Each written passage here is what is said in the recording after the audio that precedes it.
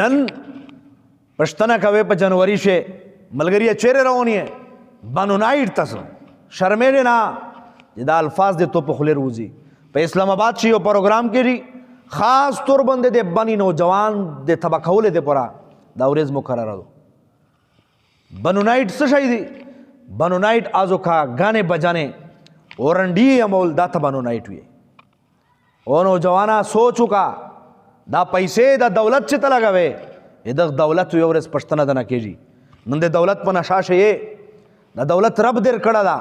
ده د رب په اطاعت شه ولګوا د پیغمبر په طریقې باندې ولګوا دا دولت ضایع کوه ما دغ زوی ته تلګ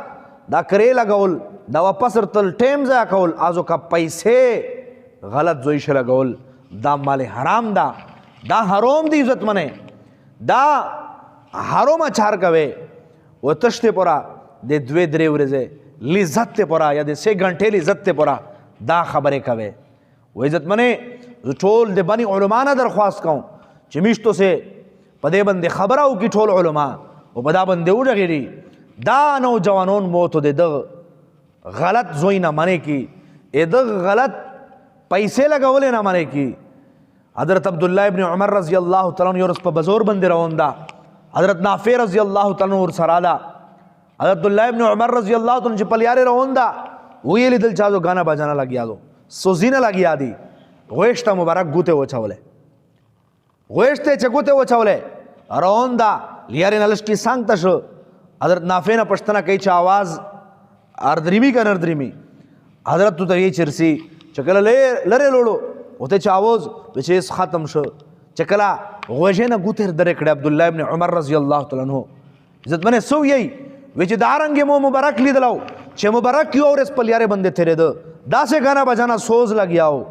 یا مبارک داسې غوږې ته ګوتې مبارک اچولې وې نه بعد دا قسم یې کړی ولګه سرنګ چنن مو وکړه حواله در کوم مسند احمد کتاب اوچت کا دا حواله دا حدیث دا ایک زوی شی عزت منه موجود دا حدیث عمر نن تب کیمال یار بندے روانی ہے نن د شیطان پر نقشے قدم روانی ہے شیطان خو تو دعوت در کئی دلہو دلاویات دعوت در کئی لیکن شریعت تا غوړون سا د دوی درې غنټې لذت ته پورا مادری ما خدا نه خواسته پلیاره د اکسیډنټ وشي لیا په د زوی شمبرګ د تروشي تو نه پښتنه کوم چې تو مرګ پکیم زوی شش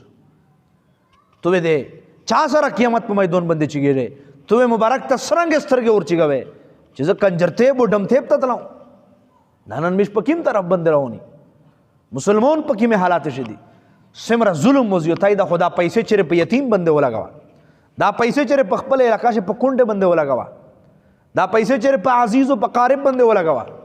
دا پیسې چیرې په جماعت او په مدرسې بنده ولګوا چیرې عالم تا یاد تو محله امام دا اختور کا نا تی په غلط زوی باندې لګوي شیطان دو زوی ته ورنیولای او یا بل حواله در کوم عزت منه نبی علیہ الصلوۃ والسلام فرمای